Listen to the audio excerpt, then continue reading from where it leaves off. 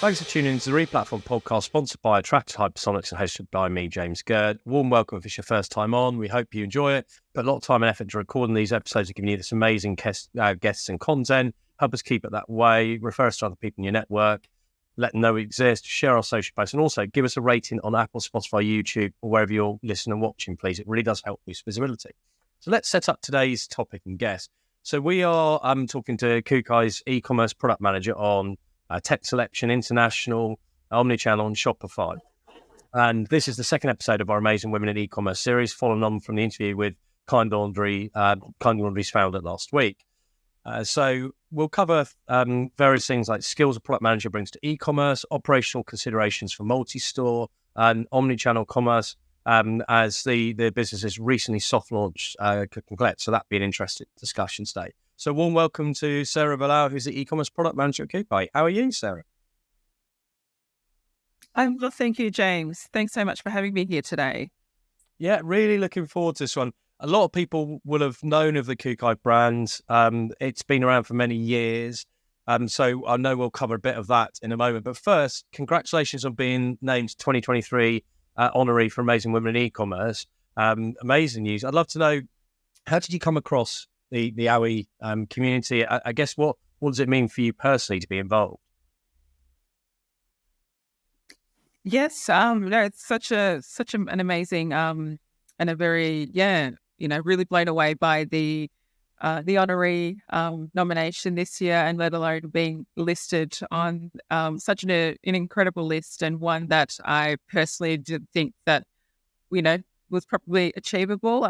In that sense, it's so lovely to be named in amongst such incredible women that have really pioneered, e-commerce in their various organizations, whether they're founders of their businesses or the likes of myself, where we are part of organizations or brands that, really look after e-commerce as a day-to-day job, and are real passionate about e-commerce in general. So I must thank the team at SearchSprings, particularly Kate, for putting me forward. SearchSpring are a great partner of ours here at KOOKAI for our e-commerce journey and our customer experience online. So it's such an honor to be named by a fellow honoree previously, as Kate was a 2022 honoree.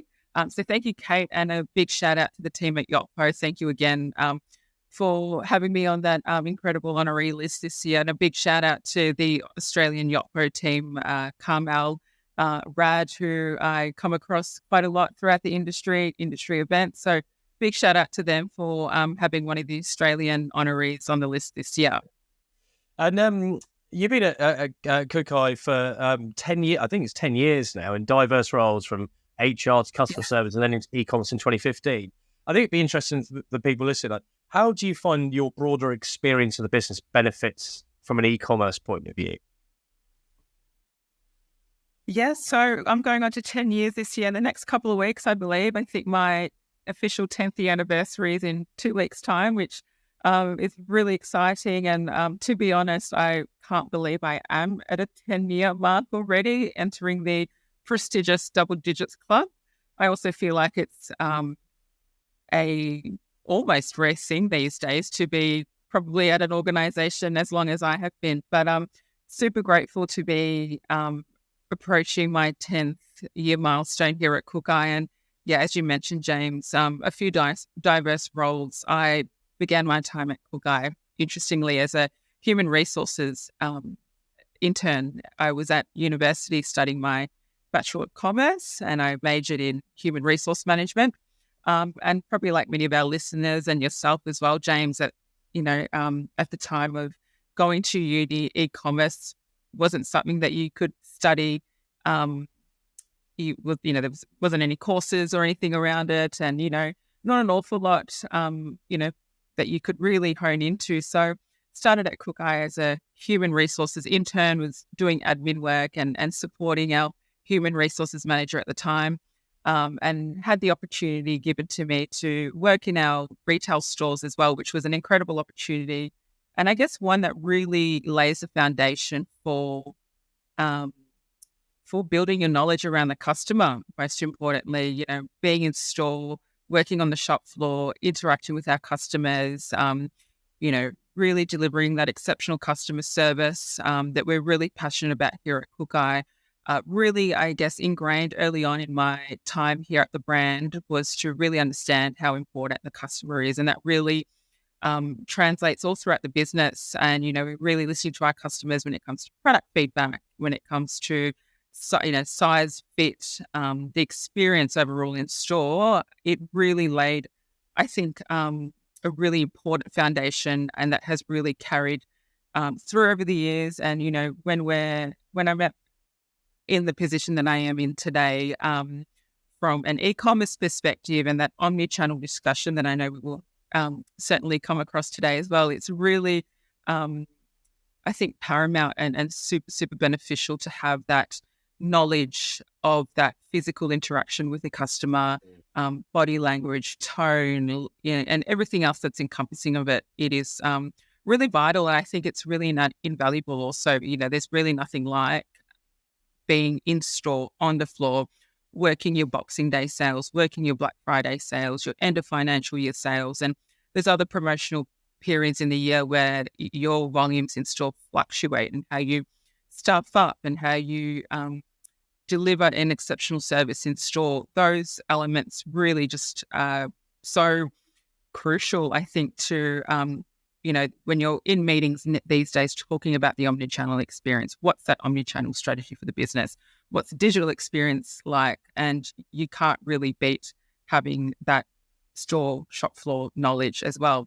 And like you mentioned, that time in HR really helped, I guess, solidify, really deepen my knowledge from a structural organizational perspective, how that works, some of those business fundamentals, as well as people management, change management, and I guess some of the perhaps maybe drier, apologies to my HR colleagues, when it comes to policies and procedures, and those that are so crucial to running a business.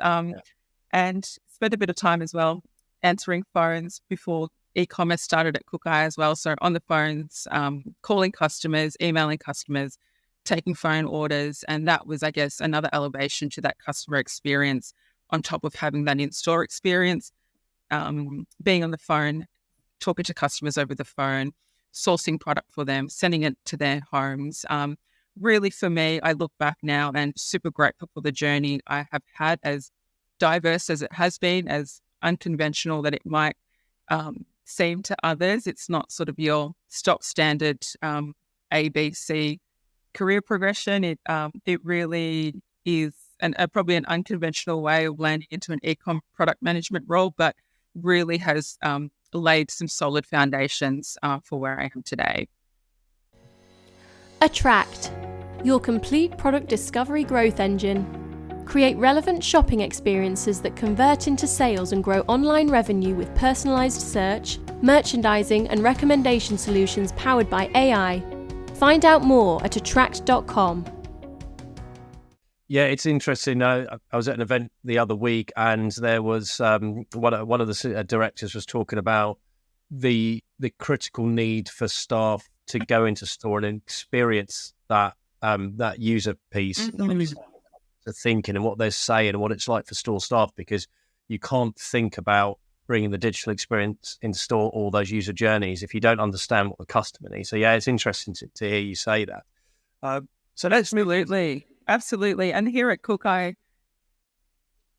I was just going to add on as well. Here at KOOKAI, I get our head office team, about probably 85 to 90% of our head office team have come from the shop floor. So, it's a real credit to the succession, career progression and succession planning in the business, where, you've got some key people in the business that started their journey on the shop floor. We've had an extensive experience there to really translate that customer journey all the way through and be really customer-centric and focused in that respect. Yeah, excellent. That is definitely a strength. Let's start talking about the e-commerce and the technology bit. So the first question I've got is going to be actually around e-commerce technology selection, because we always like to know, people build out engineering teams and build stuff in-house and like to control it, or they use third parties, agencies, third-party technology. What's your approach? Do you have engineering? Do you build things in-house, develop in-house, or do you focus on using specialist third-party tools like you mentioned SearchSpring, for example? Yes, definitely. I think this question has come at a really good time, something that within the business or within our department specifically, we've sort of been toiling over and really developing and doing a lot of research in this area.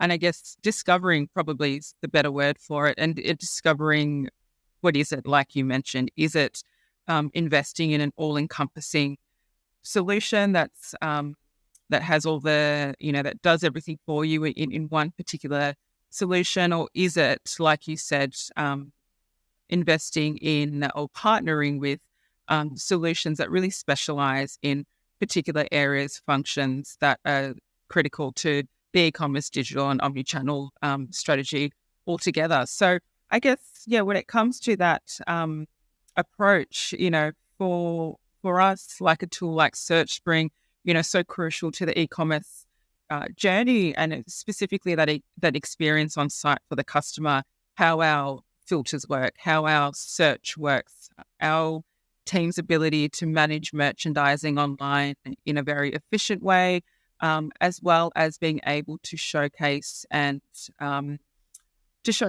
how, as a brand, we would like to communicate or curate our content to our customers, and having that alignment between that customer experience and also what are those brand guidelines we like to have that really nice balanced, I guess, approach to presenting product online for us. So I think internally, like you said earlier, we recently launched Click and Collect, which is really exciting, a soft launch approach that we took just within the last week, and partnered with a solution that specialise in this specifically. And a shout out to the guys at Stock in Store who we've partnered with.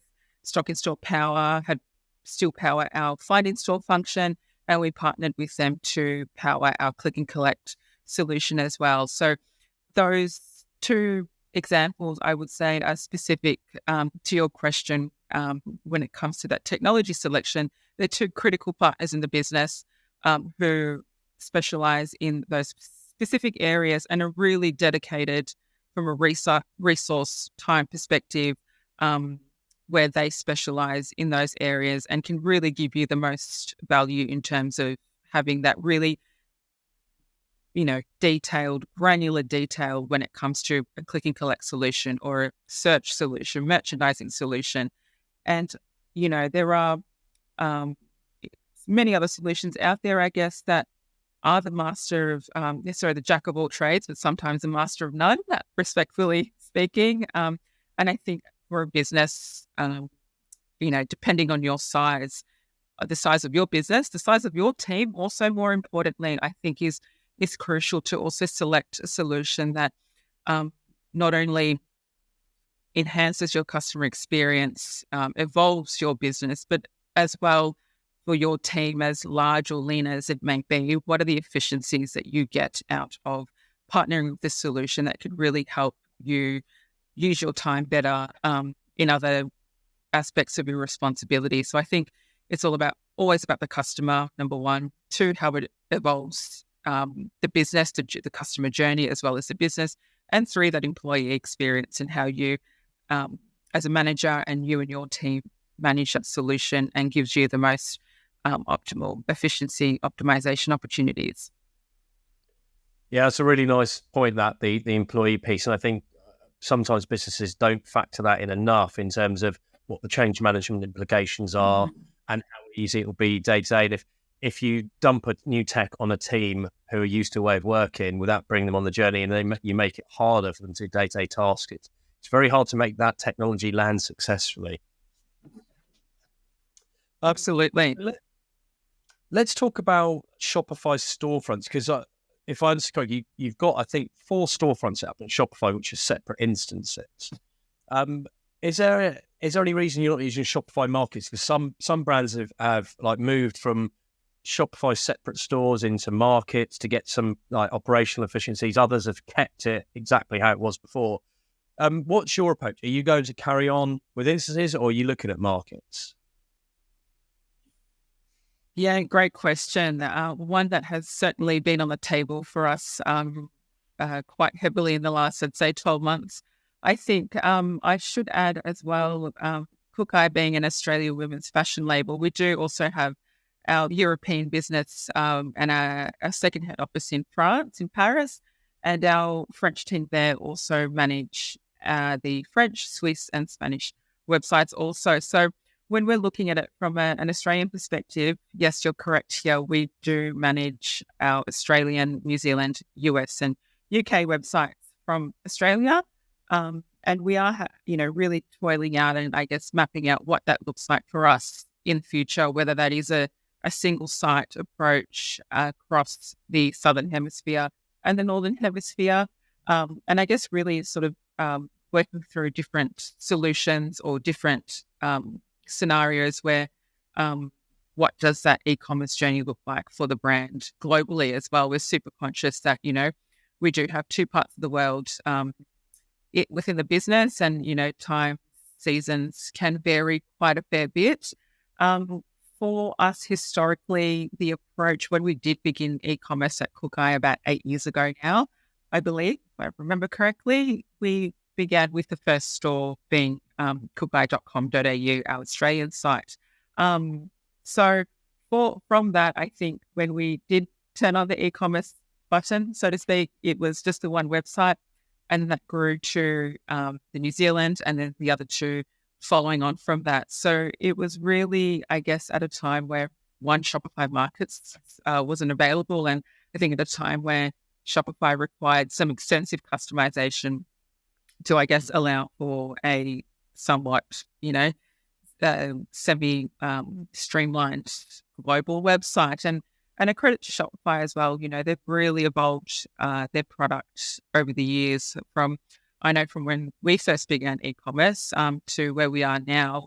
We have seen so much change, and the feedback Shopify really takes on from their customers and being able to work with them and work through your specific use cases and, really seeing those changes come through over time has been really nice. And I think we also, have the likes of your headless e-com and all those sorts of things that are constantly, I think, trending or not trending. It's always something that's spoken about within the industry. And there's also that element to that discussion as well. But yeah, I think for us, really working through what that strategy or that vision looks like for e-commerce globally, and sort of, toiling through those different scenarios and, really how we can leverage Shopify and use that to really achieve that long-term global vision for the brand. Hypersonics helps e-commerce companies make more profit every day. This AI-driven platform delivers recommendations for pricing and inventory that lead to bigger profits. Visit hypersonics.ai/podcast to get a free trial. And I also know that you're using Signify for fraud management, and I've worked with them. I've worked with clients who've used it for different reasons. Some use it purely for fraud management because they're at high risk of potential chargebacks, and others I know use it because they get a lot of declines in payments, and actually the machine learning side of it helps them to increase acceptance rates and therefore get better conversion. So I'd love to know what role does Signify play for you? Is because Shopify Payments natively has got decent fraud screen in it. So are you using it for fraud or increase acceptance rates, and how have you found it?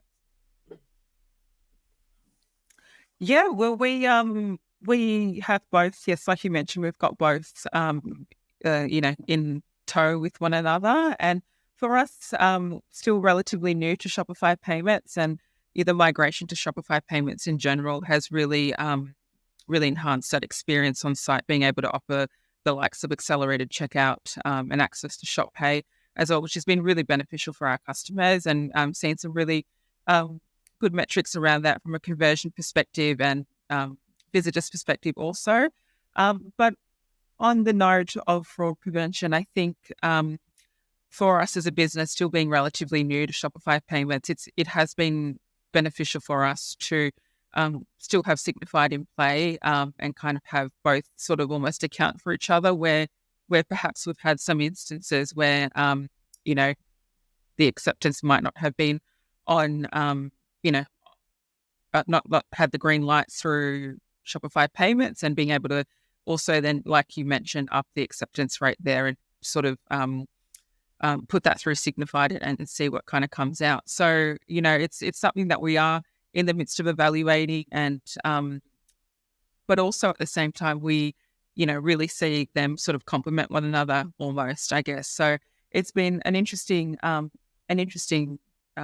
journey having both in play at the moment, but something that, yeah, I think sort of long term will reevaluate, but really has been nice to have a seamless journey when it has come to these fraud prevention situations. We've had a fairly good run, I would say, touch wood, but yes, it's been great to have both sort of account for one another. Yeah, it's interesting. I once saw a project where the business case for investment Signified was purely on acceptance rate increases. They had so many declines through the standard like fraud management that they were losing a lot of money. So yeah, interesting. It can be a very powerful tool at scale. Also, another technology you use, and I'm not surprised by this because you're on Shopify, is Klaviyo for marketing automation and campaigns. I'd love to hear what automations do you use it for? Like, what sort of campaigns and what impact have you seen by using Klaviyo?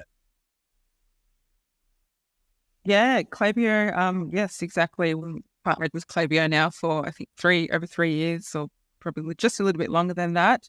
And really, the CRM discussions and marketing campaigns from a segmentation piece has been a real focus for us in the business at the moment, and really being able to slice and dice our data and, you know, have the right messages go out to our customers based on their segments. And for us as a business, very conscious as well of our in-store data also, and we've got that to be extremely mindful of. And so when we're looking at that piece, we're looking at our e-commerce customers as well as bringing in our in-store data as well, and having that unified customer view and that unified customer profile. So, you know, really working through that and looking at, you know, high spenders, our welcome series, our SMS subscribers, some of our win-back campaigns as well.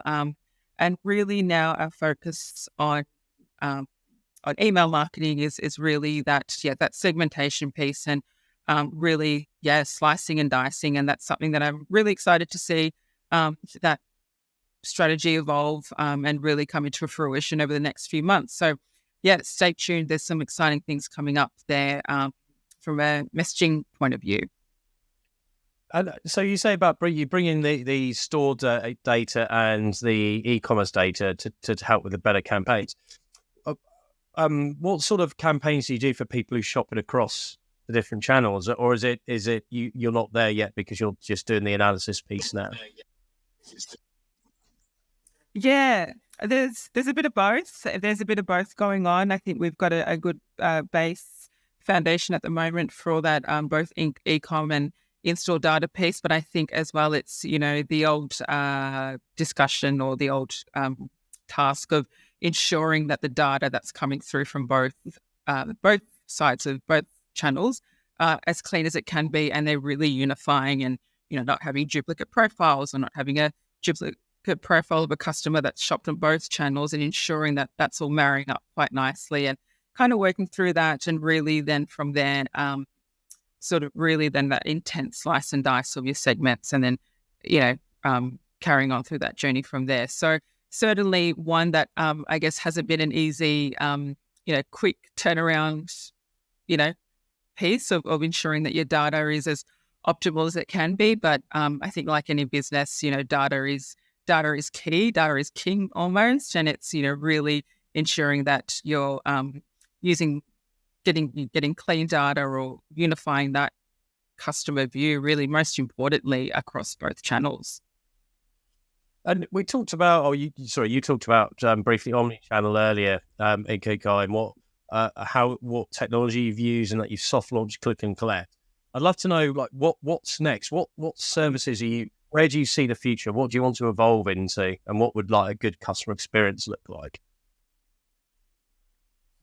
Yes, absolutely. Well, I think as well, like we mentioned, previously, that overall, what does that overall global e-commerce experience look like for KOOKAI? I think that's one that's super exciting, with probably quite a few unknowns still attached to it, and one that I think having a roundtable in the business with the key stakeholders of the business in the room, and really working through with them what that global e-commerce vision is for that. I should say as well, I should mention, sorry, that KOOKAI is also a family-owned business. So we do have a family behind the KOOKAI brand who are so instrumental in the day-to-day running of the business, not only here in Australia, but across France as well. So really grateful and fortunate to have them here working alongside us all, and really working together to achieve these goals and to really evolve the overall business across the globe. Like we mentioned, yes, Click and Collect has launched. It'd be great to really exciting to see that and how that evolves over the next few weeks and into the coming months, particularly with the likes of Black Friday coming up and that peak Christmas period where gifting is paramount, and for customers like ours, gifting is a huge thing at that time of the year throughout that peak period. I think the other thing as well also is, what does fulfillment, or those fulfillment discussions look like? What does, is it fulfilled from store? Is it fulfilling in-house? We currently partner with a 3PL. So we're always looking at, how do we get our products, or how do we get customer orders to customers as quickly as we can, and what's the fastest way to get it to our customers? And in a day and age where we're in a day and age of need it now, want it now, almost, convenience is paramount, and how we are able to service our customers and really deliver their orders to them as quickly as we can. So those sorts of elements, I think, are also crucial. And in saying that, when it comes to that overall fulfillment piece, KOOKAI is a vertically integrated business with its own manufacturing facilities in Fiji and Sri Lanka. So overall, as a business, really looking at the overall fulfillment piece as well from a store replenishment perspective, having our own factories as well. We're able to partner with them quite closely and really drive new initiatives, implement new solutions across the manufacturing business, like the likes of RFID that we do have implemented across our retail stores. So having that being also implemented in our factories has been a great win for the business, and from a stock accuracy perspective has really, given a lot of peace of mind. I know stock accuracy across many businesses is always a fun one to deal with, I think, and with the likes of the end of financial year coming up as well here in Australia, June 30 is fast approaching, and it's crunch time for many finance departments, I think, all across various businesses to get those stock holdings down packed and all those conversations around it. And even from going back to the Click and Collect point, because we have RFID implemented within our retail stores, we are really fortunate to have that accurate stock on hand data feeding through to our website quite regularly throughout the day, and being able to really have that opportunity to sell that last unit and really stretch that as far as we can because of the great technology of the likes of RFID and the accuracy that comes with it. Amazing. No, that's really interesting. I just jotted down a question actually about whether there were other projects in the stock and the warehousing side that were linked to this omnichannel. So amazing. It's almost like you read my mind and you've answered the question already. It's interesting. You're right. You can come up with all of these policies and services, but if the stock management is not accurate, it screws it over. I've seen this before where people have really struggled with the whole like store stock online, pick up in store, and actually, do you know what? The item's not there anymore. And that's not good for your customer experience. Yes. Sarah, that's wonderful. That's covered all the questions I wanted to ask today. I really enjoyed listening about the RFID bit at the end. I'd see more and more people go down that route. So, really appreciate you taking time. I know it's Friday, coming up towards late Friday afternoon for you over in Melbourne. So, any fun plans for the weekend? It is. Not too much. It's been a big week launching Click and Collect here. Really exciting. So, probably in true e-commerce style, I'll certainly be watching the Click and Collect orders over the weekend. We're a few days in, and so we're all very excited here, seeing them all come through, and watching the collection emails come through. Like, great to see our customers collecting, and having starting their journey online with their product and their orders, and going into store, picking up their orders, and having that in-store experience as well with our team in store. So super excited to see those numbers come through over the weekend. Excellent. So no sleep for you over the weekend watching the ticker going. Really appreciate you taking the time to join us. And also thanks everyone for listening. Keep your ear open for the final one. Yeah, keep your ear open, everyone listening, for the final part of our Amazing Women in E-commerce series that drops next week with Astrid and Miu. And do remember to give us that rating on Apple, Spotify, or YouTube, please. It does help us with our visibility. Take care, everybody.